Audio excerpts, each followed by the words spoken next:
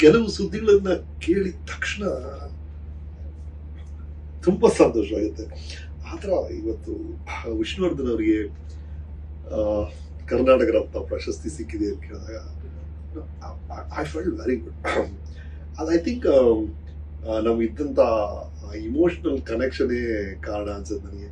ಅಂದ್ರೆ ಅದು ಏನಕ್ಕೆ ಇರ್ಬೋದು ಒಂದು ಯೋಚನೆ ಮಾಡಿದ್ರೆ ಎಂತ ಕ್ಷಣಗಳ್ರಿ. ಅಂದ್ರೆ ಮೊದಲು ಆ ಪರದೆ ಮೇಲೆ ನಾವು ನೋಡಿದಂತ ಆ ಚಿತ್ರಗಳು, ಮೇಷ್ಟ್ರೇ ಅಂತ ಅವ್ರು ಕೂಗಿದ್ದು ನಾಗರಾವು, ಅದಾದ್ಮೇಲೆ ಕಳ್ಳ ಕುಳ್ಳ, ಸೆಂಗಮೂಲ್ ರಾಜ ಕುಳ್ಳ ಅಂತೆ, ಅಲ್ಲಿ ಸುಪ್ರಭಾತ ಅಂತೆ, ಬಂಧನ ಅಂತೆ, ಮುತ್ತಿನ ಹಾರ ಅಂತೆ, ಅವ್ರು ಮಾಡಿದಂತ ಅದ್ಭುತವಾದಂತ ಚಿತ್ರಗಳು ಒಂದ್ ಕಡೆ.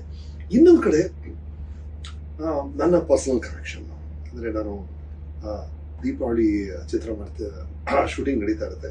ನನ್ಗೊಂದು ಸಣ್ಣ ಆಕ್ಸಿಡೆಂಟ್ ಆಗಿತ್ತು, ಕಾಲಲ್ಲಿ ಇನ್ನೂ ಫ್ರಾಕ್ಚರ್ ಹೀಲ್ ಆಗಿಲ್ಲ. ಆಗ್ಲೇ ವಿಷ್ಣು ಸರ್ ಡೇಟ್ ಇದೆ ಅಂದ್ಬಿಟ್ಟು ನಾನು ಶೂಟಿಂಗ್ ಹೋಗಿದ್ದೆ. ವಿಷ್ಣು ಸರ್ ನೋಡಿದ್ರು, ಏನ್ ಬಂದ್ಬಿಡಿದ್ಯಾ ಅಂದ್ರು. Yes sir. ಕಾಲಿನೂ ಹೀಲ್ ಆಗಿಲ್ಲ. ಹೌದು ಸರ್, ನಿಮ್ ಡೇಟು ಅಂತ ಹೇಳಿದ್ರು ಪ್ರೊಡ್ಯೂಸರ್ನ ಕರೆದು ಇಂಥ ಲೆಸನ್ ತಗೊಂಡ್ರು. ಅಂದ್ರೆ ಅಲ್ಲಯ್ಯ, ಅವನೇನೋ ಸಿನ್ಸಿಯರ್ ಆಗಿ ಬರ್ತಾನೆ, ನೀವ್ ಯಾಕ್ರಿ ಕರೀತೀರಾ?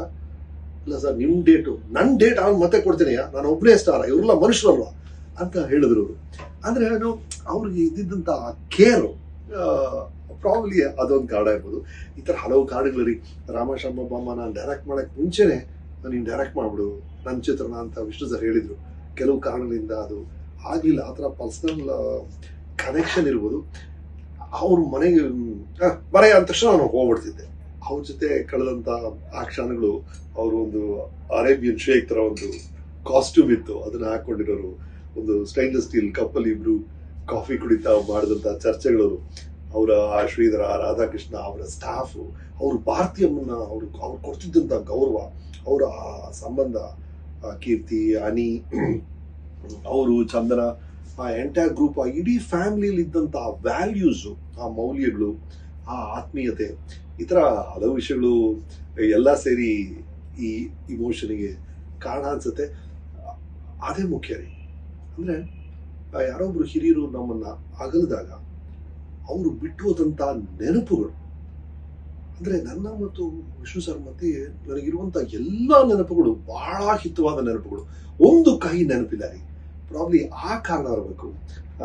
ನನಗಂತೂ ಪರ್ಸನಲಿ ಖುಷಿ ಆಯ್ತು. ಅಂಡ್ ಆಫ್ ಕೋರ್ಸ್ ಕನ್ನಡ ಚಿತ್ರರಂಗಕ್ಕೆ ಅವ್ರು ಕೊಟ್ಟಂತ ಕೊಡುಗೆ ಅಪಾರ. ಅವರ ಕನ್ನಡದ ಉಚ್ಚಾರಣೆ ಇರ್ಬೋದು, ಅವರ ಗೆಸ್ಚರ್ಸ್ ಇರ್ಬೋದು, ಅವರ ಬಾಡಿ ಲ್ಯಾಂಗ್ವೇಜ್ ಇರ್ಬೋದು, ಅವರ ಸ್ಟೈಲ್ ಇರ್ಬೋದು, ಅದು ಎಲ್ಲವೂ ಬಹಳ ಇಷ್ಟ ಆಗ್ತಿತ್ತು ಕನ್ನಡಿಗರಿಗೆ. ಅದೇ ಕನ್ನಡಿಗರ ಪ್ರೀತಿಯನ್ನ ಅರ್ಥ ಮಾಡಿಕೊಂಡು ಸರ್ಕಾರ ಈಗ ಅವರಿಗೆ ಕರ್ನಾಟಕ ರತ್ನವನ್ನ ಘೋಷಿಸಿದೆ. I think that's a very beautiful thing.